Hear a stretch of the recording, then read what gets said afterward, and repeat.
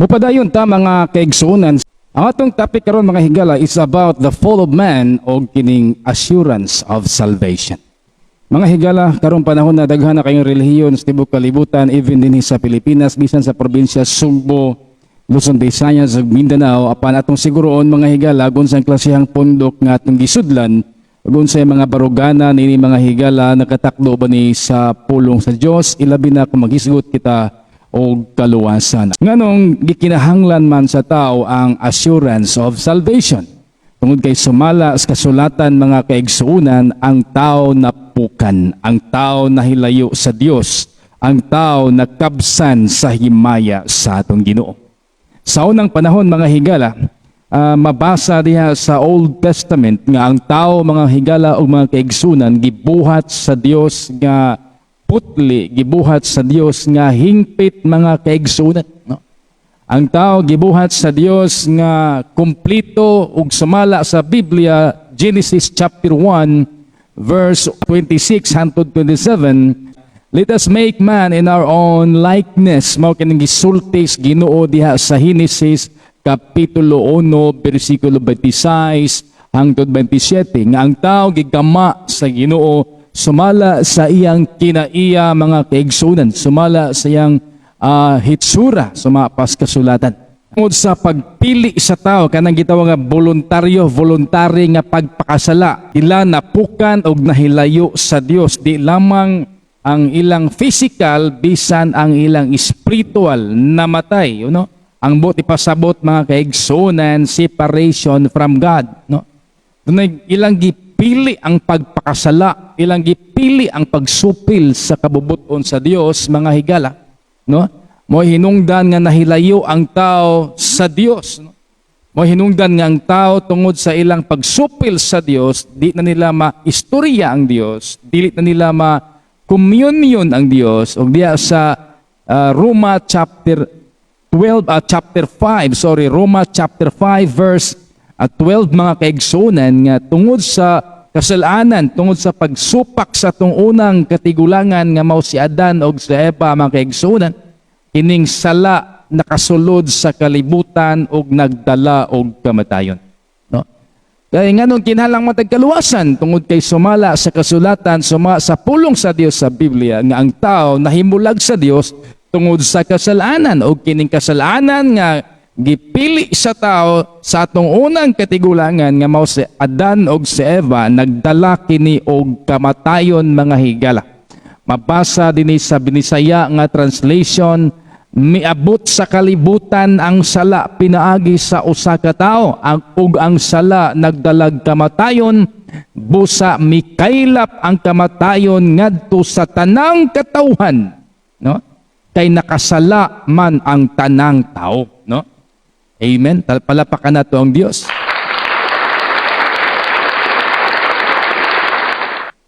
Nakasala ang tanang tao sugod sa atong unang katigulangan mga kaigsunan, og kining kasalanan nagdalag kamatayon, og kining kamatayon gipasabot mga kaigsunan ug kaigalaan separation from God, nga ang tao nahilayo na sa Dios, ang tao dili na makadiritso sa Dios, ang tao dili na mutuol sa Dios, mo hinungdan nga nagkinahanglan kita og kaluwasan, no?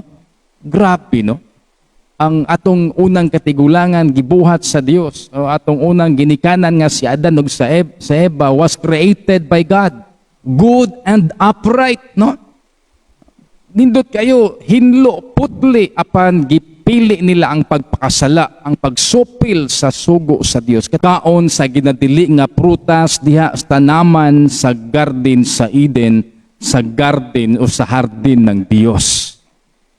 Gikan niadto ang kamatayon misulod tungod sa pagsupil, ang kamatayon, ang sala misulod sa kalibutan, dayon nagdala og kamatayon. Ug mo hinungdan mga higala nga nagkinahanglan kita og kaluwasan. O kining kaluwasan nga gisgutan sa Biblia nga gi-offer sa Dios sa matag-usa kanato nga naka-apil na nahimong makasala, no? Naka-ambit sa pagkadautan, sa pagkarebelyoso sa atong unang ginikanan. But thank God nga gitigaan tag kahigayunan mga higala nga makabaton o kaluwasan. Palapakan natong Ginoo. Ingana ka maluluyon ang atong Dios, ingana ka mahigugmaon ang atong Ginoo, bisag nahilayo na ang atong unang ginikanan o kita usab nahilayo sa Dios, kay ang Biblia nag-ingon man, akong balikon Roma 5:12, ang tanang tao tungod sa pagkailap sa kasalanan, kitang tanan na carried na apil sa pagpakasala sa tungunahuna, sa itong mga pagbati, linihukan o pinulungan, grabe taka, ngilad at tupangan sa Dios mga kaigsuunan. Apan ang Dios nag-offer og kaluwasan nga mapalik ta diha sa iyang kiliran mga higala. O kining kaluwasan nga gi-offer sa Ginoo mga kaigsuunan, dili ni pinaagi og religion, no?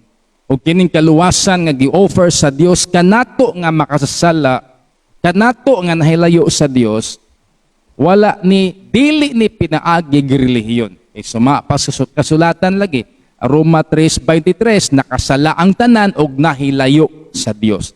Pila ka buk nakasala, tanang tao pulos makasasala. Apan salamat sa dakong grasya og sa gugma sa atong Dios. Akong usbon nag-offer sa kaluwasan. Man's only hope, mga kaigsunan, man's only hope of redemption is through the shed blood of Jesus Christ.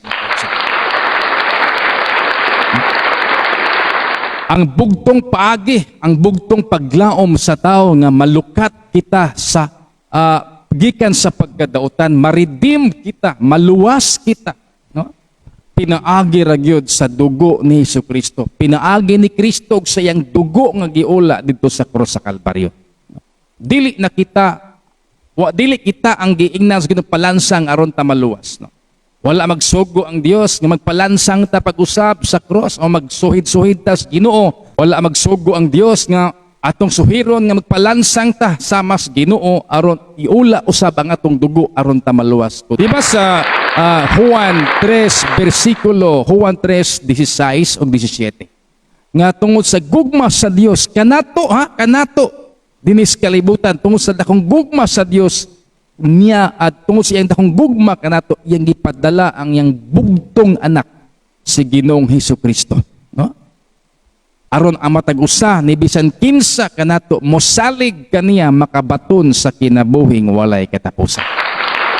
Kung imo kining balibaran mga higala, luoy kay ka. Kinahanglan imong tuhuan ang giingon sa Dios sa Biblia nga iyang anak gipadala aron pagluwas kanimo kanako, gani giula ang iyang dugo didto sa krus sa Kalbaryo sa Isaias 53. Wala gani tao nga ni appreciate sa atong Ginoo. Sama siya og sinalikway mga kaigsuunan. Wala gani mutan-aw kaniya, gibyamiran, gitamay siya, gibugal-bugalan siya. Wala gani siya hitsura nga makadani sa isig ka tao. Gisulob niya ang usa ka dagway sa usa ka sulugoon, no? Pinaagi siya mga samad, mga pangos ug mga labot, no? Pinaagi siyang dugo nga giula sa krus sa Kalbaryo, pwede tang mapasiguli ngadto sa Dios nga Amahan. Ingana ka maluluyo ng atong Dios, no? Kita untay diretso og patay, pwede ra naman tagpatyon diretso sa Ginoo mga kaigsunan tungod kay kitang tanan pulos makasala, no? Mga tao karos kalibutan, mga higala hilabihan nagyungil ara mga kaigsunan. Thank God nga dunay mga tao nga giluwas sa Ginoo nga nagdalag ebanghelyo aron pagsabwag sa gugma sa Dios, kaluwasan ug kapasayloan. Kanato para kanila, para kaninyo, para kanatong tanan nga nahilayo sa Dios, no? Ingon ang kasulatan, dunay paagi sa kaluwasan, dunay paagi sa pagbalik sa Dios gikan sa atong pagkapukan. Hinulsula nato ang atong mga sala. Repentance. Si Jesus nagwali mga kaigsuunan diha sa libro sa Mark chapter 1 verse 15. Jesus said in Luke chapter 5 verse 31 and 32, I have not come to call the righteous but sinners to repentance. At palapakan ng Ginoo. Usa sa mga plano sa Dios nga Amahan, pinaagi ni Kristo, gipadala din sa kalibutan aron mapasiguli ta pagbalik ngadto kaniya, pinaagi kang Ginoong Hesus kanyang bugtong anak, no? Ingon si Jesucristo, mianhi ako dili para sa mga nagpatuo nga matarong. Mianhi ako para sa makasasala. Kitang tanan pulos makasasala aron maghinulsul sa ato mga sala, mga kaigsunan. Unsa maning pulong paghinulsol, mga kaigsunan, kining pag-angkod nato sa atong pagkamakasala, ang atong pag-ila nga kita nahimulag sa Dios sama sa atong katigulangan nga si Adan og si Eva. Atong admitahon, atong dawaton ang kamatuoran nga kitang tanan puro makasala. Ug unya, mga higala, mo desisyon kita sa pagtalikod sa pagkadautan, unya mosalig ta ngadtos Ginoo, moalagad tas Ginoo, mosalig tas iyang kamatayon og pagkabanhaw, mga kaigsunan, og moilata sa Son of God nga walay lain si Ginoong Hesukristo. Ato palapakan ng Ginoo. Atong hinulsulan ang atong mga kasalanan og magdesisyon ta nga, Lord, dili nako magpakasala. Mubalik na ko nimo, gusto ko moalagad kanimo Ginoo, ug mosalig sa tibok kasing-kasing kay ikaw ang Ginoo nagpakamatay sa cross ug nabanhaw aron ko maluwas. Ikaw ang Ginoo nga nag-ula sa imong dugo sa cross dito sa cross sa Kalbaryo. Kurunahan kag tunok, Ginoo. Unya gibugal-bugalan ka, gidugsak pagani ka, Lord. Unya sakit ka sa katawhan, ug unya gipainom pagyud ka og suka ug apdo para sa among kaluwasan. O ikatulo ka adlaw na banhaw ka Ginoo. Mao nay gusto sa Dios nga imong masayran. Ikaw unta mo ilansang, ako unta mo ilansang, kita unta mo angang mutupa sa cross, kita untay angang mupasan sa atong mga kasalanan apan giduphan tas Ginoo. No? Iyang gipasan ang atong mga alantuson sumala pa ni sa propeta Isaiah chapter 53. Iyang gipasan ang alantuson ng atong pagkadautan aron pinaagi sa iyang kamatayon. Pinaagi siya mga labod o mga pangos, mga ayo kita. Ito palapakan ng Ginoo. Monisaad sa Dios, repentance. Ang paghidulsol sa atong pagkadautan o ang pagsalig ngadto sa atong manluluwas nga walay lain si Ginoong Hesukristo. Ingon ang Biblia, believe on the Lord Jesus Christ and you will be saved and your household. Ito palapakan ng Ginoo. Diya sa libros mga buhat 16:31, mosalig ta sa atong Ginoong Hesukristo, maluwas ka lakip na ang imong tibok panimalay. Diha usab sa Roma 10:9, kung atong isugid ug atong tuhuan nga si Kristo namatay ug nabanhaw, tuhuan ug dawaton sa atong kasing-kasing ang iyang kamatayon, tuhuan iyang paggabanhaw ug kamatayon ug ang paggabanhaw niya, makabaton kita sa kinabuhing walay katapusan kanang gitawag og kaluwasan, mga kaigsunan. Mga tao karon nanginahanglag bugas, nanginahanglag kaayuhan sa panglawas, bisag asang albularyo, asa mga faith healer gusto makabaton og kaayuhan sa panglawas. Bisag unsa kalayo, mo bayad, mo sakay, mo gasto para lang maayo ang atong panglawas. Apan ang pangutana, mga kaigsunan, nangandoy ka ba? Ni gasto ka ba para sa kaluwasan sa Ginoo? Wala. Kaya ang kaluwasan nga gi-offer sa Dios walay bayad. Mas dako pa mo gasto ngadto sa albularyo, ngadto sa mga klaseng faith healer, mga kaigsunan, ngadto sa mga nagpatuo nga mga propeta, mga higala nga maghimog milagro para sa kaluwasan, para sa kaayuhan sa panglawas. Apan ay kaluwasan gihatag sa Dios, grasya, pabor nga walay bayad, kaluwasan nga dili pabayran, kaluwasan, mga higala nga di na kinahanglan magpalansang ta sa cross, kaluwasan nga dili atong hinaguan o sa kagrasya o sa kagasa nga gikan sa Dios, nga gikinahanglan atong dawaton og tuhuan og sumala pa sa Episo 2:8, kining gasa sa kaluwasan, kining pabor sa kaluwasan gihatag sa Dios kanato, wa ni bayad, dili ni hinaguan, dili ni atong paningkamot, gasa ni sa Dios, mga kaigsunan. Ayaw na paglangay, mga higala o mga igsoon. Kung nakadungog ka nini nga sibya, nakadungog ka nga programa, di kumusta man ang imong kinabuhi. Wa kay mahibalo kanu sa kambabawi sa Ginoo. Wa ta mahibalo asa kutob ang gininhawa nga gihatag sa Dios kanimog kanako. Siya lamang nasayod. Siguro ang kaluwasan igsoon. Siguro ang kinabuhing walay katapusan nga makaplagan lamang diha kang Hesukristo.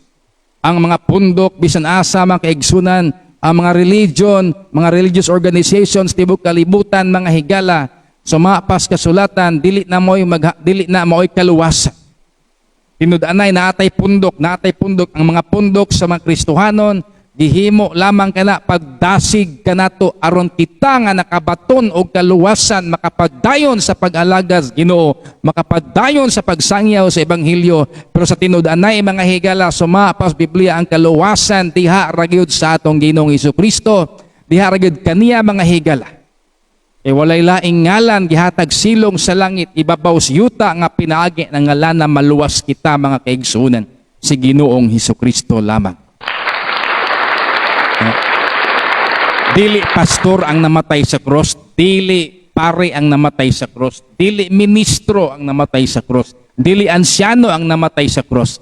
Ang namatay sa cross, 2,000 kapin na tuig ang nanglabay, walay lain si Ginoong Hesukristo. Ato pala pa ka ng Ginoo. Gusto ka ba makabatog kaluwasan, igsuon? Gikapoy ka na ba nining kinabuya? Gilaay ka na ba nining kinabuya?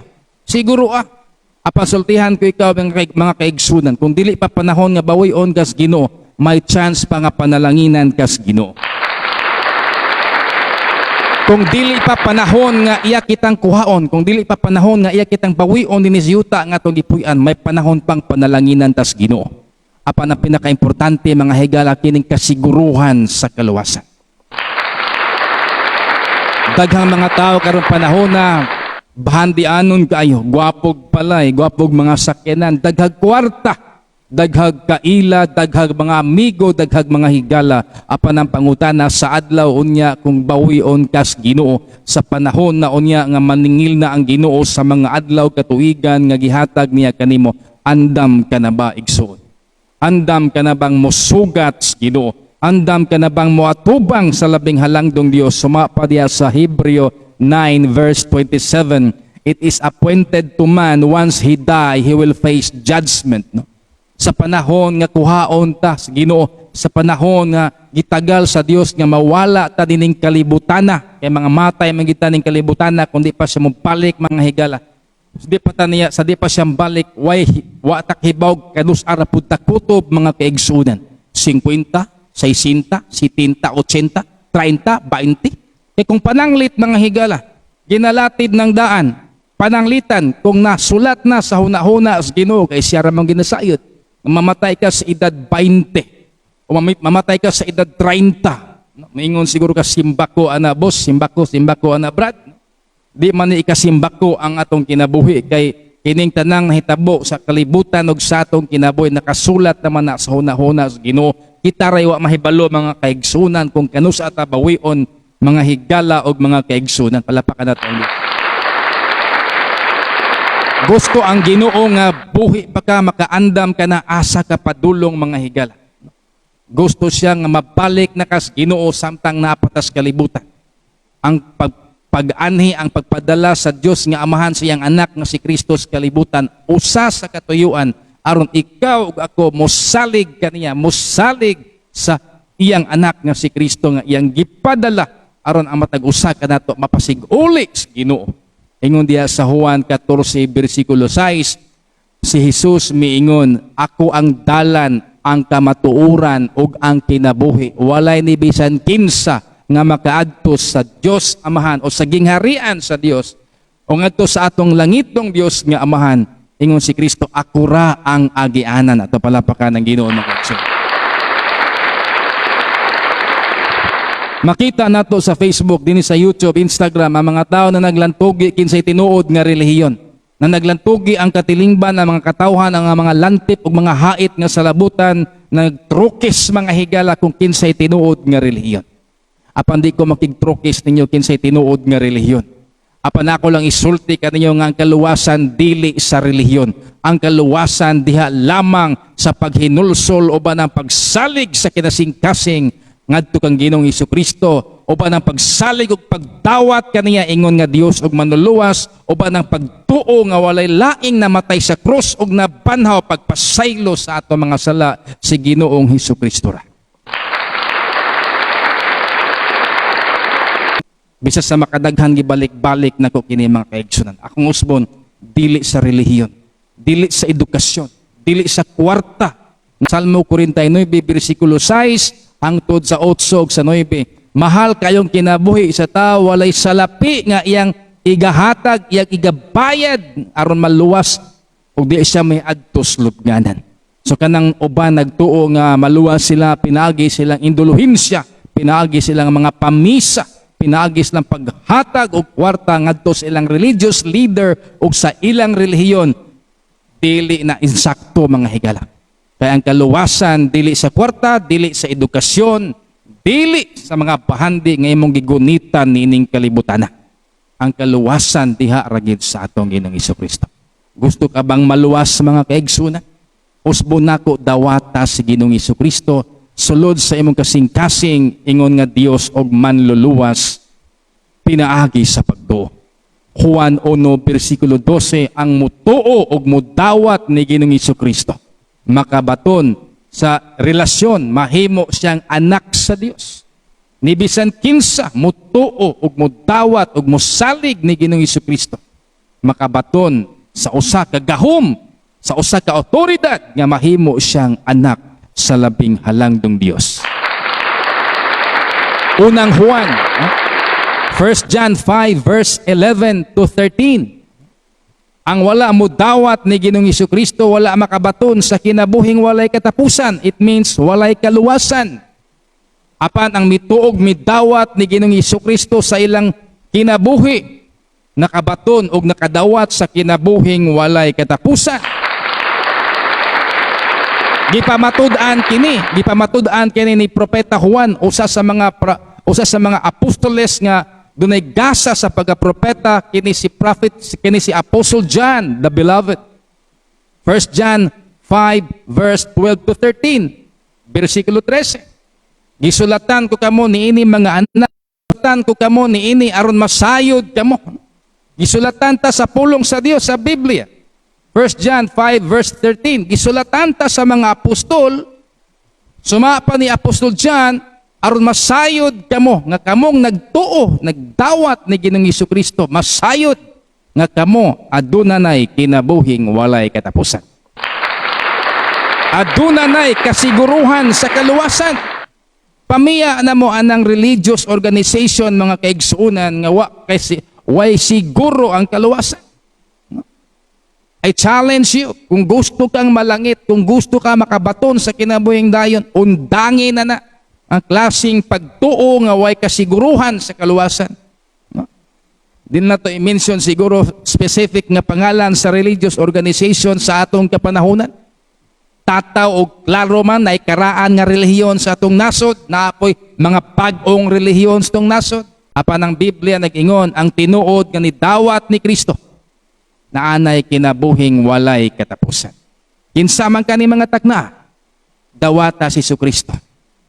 Aron pasayloon imo mga sala, daghang mga ebidensya mga higala nga nakabaton og kinabuhing walay katapusan og kapasayloan.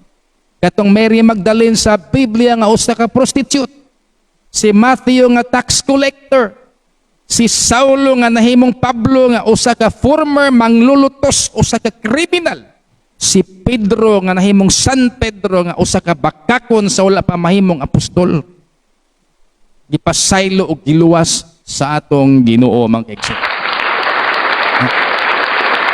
Ang kaluwasan dili human sa kamatayon nining kalibutan. Ang kaluwasan madawat sa dili pata mamatay mga kaigsunan nining kinabuhi. Ang botong ipasabot, ang kaluwasan maangko nato samtang buhi pata. Dili kay after sa atong kamatayon. Dili na kaluwasan mga kaigsunan. Judgment naman na mga higala. Doon ay judgment para sa matarong, doon ay judgment para sa mga dautan. Ato inang hisgutan sa sunod na tong topic. Kaya diha ni Ginoong Hesukristo, doon ay kinabuhi, doon ay kalipay, doon ay kalinaw, doon ay kapasayluan. Dawata siya, pag hinulsol sa imong sala, nini mga taknaa, sabat nini pag-ampo, human sa pagsabat, ako magapanalangin kanimo. Ingna ang Dios, pasaylua ako Ginoo. Tuhui ang Dios, sulod sa imong kasing-kasing o kinabuhi. Sabat nining pag-ampo. Amahan nga langit nun, nining kahaponon karon akong giangkon usa ako ka makasala ug nahilayo kanimo. Pasaylo ako Ginoo. Hugasi ako sa akong pagkadautan. Gidawat ko karon sulod sa akong kasing-kasing si Ginoong Hesukristo, ingon nga Dios ug manluluwas. Kaya ako mituo man nga siya imong gipadala, namatay sa cross og nabanhaw, pagpasaylo og pagluwas kanako. Kanimo Amahan nga langit noon, isalig ko akong kaugmaon ug kinabuhi ni mga orasa. In the name of Jesus Christ, salamat sa pagpasaylo nimo sa akong sala. Salamat sa kaluwasan. In Jesus' name. Amen og amen. Palapakan nato ang Ginoo. Mga higala, kung imong gisabat og mituo ka sa mensahe sa Ebanghelyo akong ginasangyaw kanimo karong mga orasa. Sugdi nagbasa ang Biblia, pangita og mga pundok nga Kristohanon. Pundok nga nagsangyaw sa Ebanghelyo sama sa mga mensahe nga akong gisangyaw kanimo ning orasa. Mga pundok nga adunay kasiguruhan sa kaluwasan. Mga pundok nga nagwali sa tinuod nga kinabuhing balaan. Mga pundok nga nagwali sa tinuod nga kinabuhing Kristohanon. Ayaw tanawa ang sala sa imong isigataw, tanawa ang Ginoo, sunda ayang kabubuton. Kaya nga ng Biblia, kung mituo ka niya, midawat na ka niya, nining mga orasa, kung naghinulsol ka sa imong mga sala, kung nagdesisyon ka na, humantang nagampo, mga kaigsunan, nga mo alagad ka niya, gipasaylo na ang imong sala, giluwas ka na sa Ginoo, ug nadawat na nimo ang kinabuhing walay katapusan, kining gitawag og kasiguruhan sa kaluwasan. Aron paglig-on sa imong pagtuo mga higala, kay maro ra ba ning yawa, maingon ra ba ning yawa nga kahilas na pud ninyo buhi pagka nimo luwas na mo. Dili kita mo nagsulti, ang Ginoo nag-ingon, ang kasulatan, ang Word of God sa Bible nag-ingon.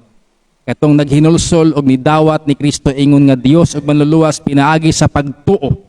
Nahimo ng anak sa Dios. John 1 verse 12.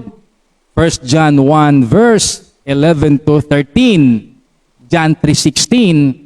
Mutuo tag mosalig ni Kristo. Nakabatuntas kinabuhing walay katapusan. O kining kinabuhian nga atong nadawat, o kining kaluwasan nga atong nadawat, wala ni bayad, grasya ni sa Dios, gasa ni sa Dios, dili ni bunga sa atong maayong binuhatan, gasa ni Ginoo, mga kaigsunan. Episode 2, versikulo 8, mga kaigsunan. Magampo ko alang kaninyong nakalabay ni nga programa ng mga orasa kung ikaw doon nagipati sa imong lawas problema, physical, spiritual, doon na kayo gitaw problema mentally, mga higala, karon ra bang mga bulana, karon nga season, depression prevention month ra baron, dagha mga tao nga buot lamang maghikog mga higala, kay nagkabsan na sila mga paglaom.